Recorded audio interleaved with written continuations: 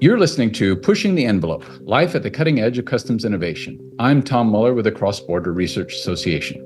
On this show, we explore the frontiers of customs creativity in conversations with customs and logistics experts, technology innovators, research scientists, and other leaders in the field.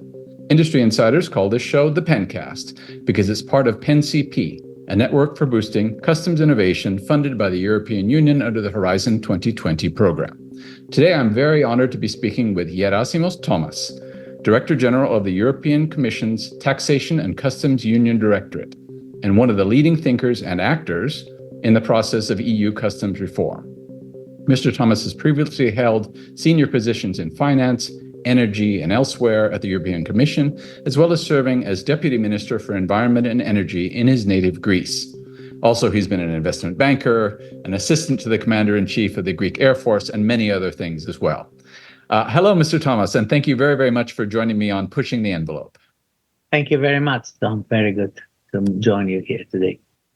Well, let's jump right in. Could you please speak a bit about your background and the career path that led you to leadership at DG Taxud? Well, here in the European Commission, we have a policy by which director generals are moving around in different positions. I think I was chosen for this position because of my knowledge of the finance minister's decision making. I have served, in different positions on ECOFIN and finance ministers, council here in Brussels, and therefore the finance ministers deal also with customs and tax matters. And also with the Green Deal, we are looking at the carbon border adjustment mechanism. We are dealing with the greening of customs and taxation. So my energy background and climate background also contributed to the choice for me becoming head of DG Taxud. And what is day-to-day life like at the head of DG Taxud?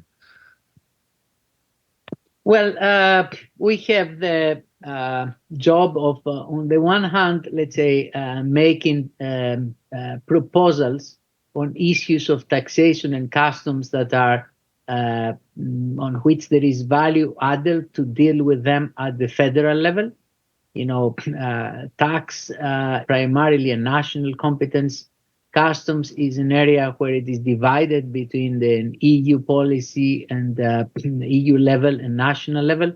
So we always scan the horizon and try to see where there is a value added for EU level legislation or policy.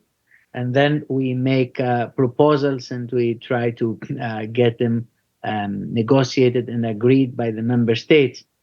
And then there is a part of implementation. We will try to make sure that whatever is decided is implemented at the national level, both legally and a large part also supported by IT systems. Whether it is particularly in customs, we have a big budget, but member states build their own IT systems, and we make sure that the national systems communicate with each other. There are about, at the moment for the EU member states, there are 111 national custom systems that they have to deal with the different customs procedures. Some are old, some are new, and we try to make them converge from now to 2025, and also to have adequate infrastructure and interoperability to speak to each other. We also started, since I arrived, the program by which we co-finance certain customs equipment that it is needed for at the border of the EU. Member states buy their own equipment, but we have made sure that we co-finance certain equipment that we believe it is necessary to cover specific needs that are faced across the union's border, and also made sure that the equipment that we co-finance is interoperable, so that the data are shared, that the technical specifications are shared, that I don't know if you have scanners and images or if you have squads that are moving with mobile issues, that they can operate in different environments. Wow. That's 111 different moving parts. That's a lot of coordination and interoperability to work in. That's a major, major challenge. These are a lot of legacy systems, and customs is a very old institution. So they were born in as a system to control goods and collect customs duties. Collection of customs duties for developing economies, or for our economies 150 years ago, was the major source of budget revenue. If you look 150 years ago, most of the budget revenue was coming from customs duties. Now, this percentage is very small, less than 5% in all developed economies. It's only 25 billion per year for the whole of the EU. But if you look at African countries or less developed countries, even today, customs duties might be 80 to 90% of their government revenue, because they have very few domestic taxes. In developed economies like the EU, the US, other G7 countries, the main contributor to government revenue is taxes, and the customs duties have been progressively being abolished or eliminated through trade agreements, and therefore there are a lot of legacy systems that will be built at the time that we needed a different type of customs union service.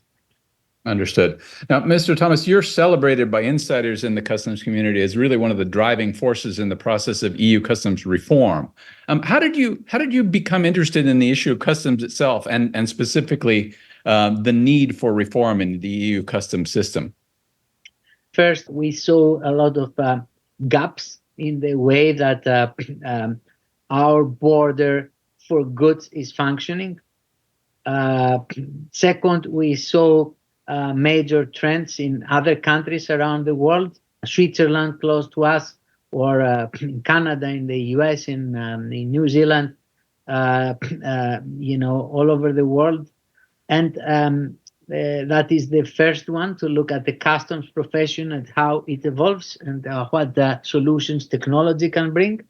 The second is a more European driver. Over the last 10 to 12 years, we saw that what we call in customs jargon prohibition and restrictions, the rules about which goods can enter or not the European Union, this number of prohibition and restrictions have jumped from around 20 for many years to 370 in the last 12 years or so. So suddenly there is a new challenge at our border for goods, not only to collect duties, or less and less to control duties, given that the tariffs are going down, to ensure compliance with other rules. And the third driver has been e-commerce. E-commerce, particularly after COVID, took new dimensions, and therefore it boosted the trade, first of all, away from the ports. Most of the imports were coming through ports with containers, to new areas of entry, primarily in terms of goods, to airports, where cargo planes are coming all over Europe. So from ports to airports, from ports in 5 major European countries who handled more than 80% of the EU import trade, to airport cargo places spread around Europe, and a huge increase in the number of low-value transactions, with very low value, below 150 euros, most often below 20 euros or so. So both operationally and from the point of view of policy objectives, we have a different landscape in the 21st century that we didn't have for the last 100 years. So I think everybody agreed that there are major changes going on, and we need to look at them. Mm-hmm. Now, one of the key steps that you used in formulating this roadmap for EU customs reform was convening the Wise Persons Group. And that's a wonderful report that they produced. How did you choose the members of the group? And did you follow their work on a sort of regular basis, or did you just sort of wait for them to produce their report? The important thing was to zoom out and look at the important geopolitical changes, supply chain changes, and the new partnership with the private sector. So we zoomed out instead of zooming into the very technical solutions. The customs union in the past has been developed gradually and evolved around small marginal technical adjustments that slow down innovation and also slow down reform. So the Wise Person Group, I was heavily involved with the Commissioner Gentiloni, who appointed the chair and the number of persons involved. We looked at people that had trade or finance minister's background or some customs or private sector background. We had a good mixture, not very big, so that people could move quickly. The chairman, Arantxa Gonzalez, he has worked for many years in the WTO and in trades. He was just before these assignments, he was a foreign minister. We looked at people who were ex-finance ministers or deputy finance ministers. We had wonderful members from the private sector. We had people working from other law enforcing capacities, and had to zoom out and see the interrelationships between what the private sector can do, what the customs can do, what the finance ministers can do, and what other law enforcement agents need to do. They had an impressive list of external engagement with many interviews of CEOs, officials, professors, energy and technology experts. And they worked hard for 6 months. I personally followed all their meetings and I participated to listen in myself. Eventually, they presented the report, and this inspired a level of internal thinking with the member states. So before coming to the Commission proposals, we engaged with the Director Generals of Customs of the member states. We have invited them, and we had 4 times 2 days meetings for them to absorb the input that they received and discuss it and establish priorities around that. So, what in your mind were the most important, or let's say surprising or otherwise significant findings of the group? I think it was quite important to discover that with the current setup, the current way of being organized, it's not very effective in policing our border for goods, and it's also not cost efficient. It requires, particularly when it comes to technology and innovation, multiple investment and no positive spillovers and transfer of technology and innovation. And also, similarly, for risk management, there is different systems of risk management at the national level.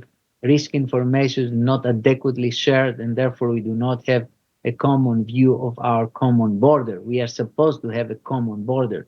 In the Wise Person Group, there were unanimous agreement that on the basis of the input that they had and the requests that they had from the traders, whether they were wholesale traders or e-commerce traders or logistics operators, that they want customs to act as one. They want to have a same approach wherever they reach the union. If they come to a port or to the airport, or they go from one airport to another or to a rail station. So this acting as one, it came up even stronger than I thought.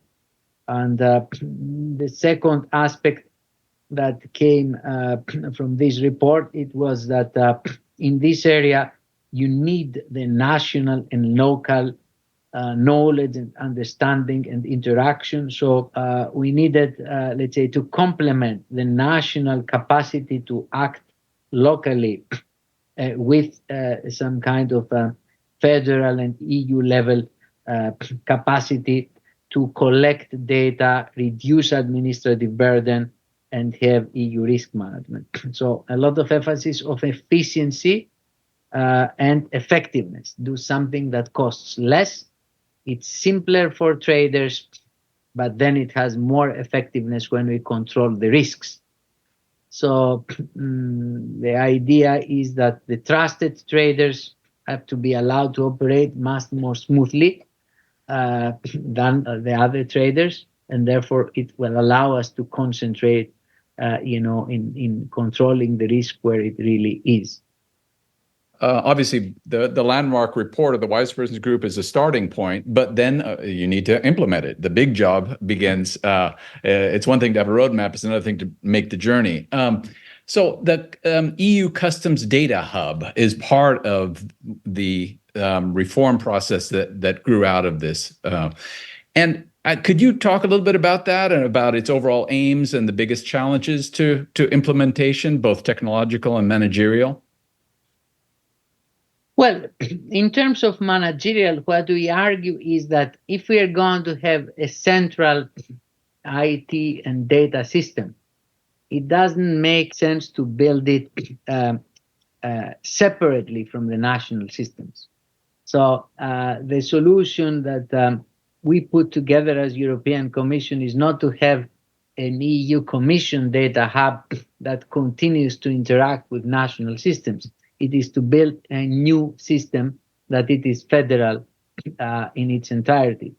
And this is better done if the member states are involved. So our proposal is to have a small EU customs authority that will have two jobs: to build the data hub and to set up, manage, and operate an EU customs risk management system. So first of all, who should do it? It's the member states. They will be sitting in the board of the customs agency. They will be directing. They will have ownership of the data systems. They know their traders. They know, what is needed, and they will be in a situation by which the data that it is accessible to one is accessible to all. This is not at the moment the case. If something enters in Germany, nobody else knows what it enters. The information is not available. Even what we need is to make sure in a situation where, first of all, the data is shared with everybody in one place. It also, the data hubs, that the advantage that the traders, they share data with customs authorities once. At the moment, each trader can face different situations. First of all, the same company, I don't know, let's take IKEA as an example. They have 16 presence for customs clearance in 16 different member states. So they need to operate and share data in multiple member states. Other big players, they need for each type of transaction to resubmit the data, the same data again and again. If something is on transit, they have to give the data in one form. If something is for import, they have to give the data in another form. So the whole idea of the data hub is to create a system by which data is shared once by the private operators. This simplifies and minimizes costs, and then it is used on a needs-to-know basis according to the procedure that we have. And also there will be one for the traders, the importers who import from outside, and the traders, you share it once, and not in every member state in a different way, both in terms of times and also in terms of the way you share the data. And I think this is very important. Having all the data in the same place, it also allows for centralized risk management. And therefore, one can look at the risks.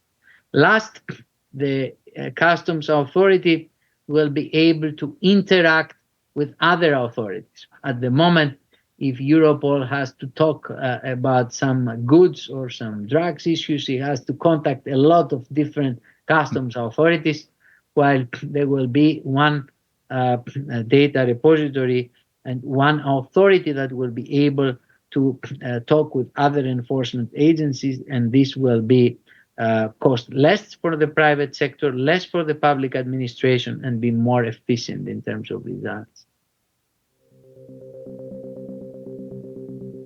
This concludes the first part of my Pencast conversation with Gerassimos Thomas, Director General of the European Commission's Taxation and Customs Union Directorate, and one of the leading thinkers and actors in the process of EU customs reform. Tune in next week for the conclusion of our podcast.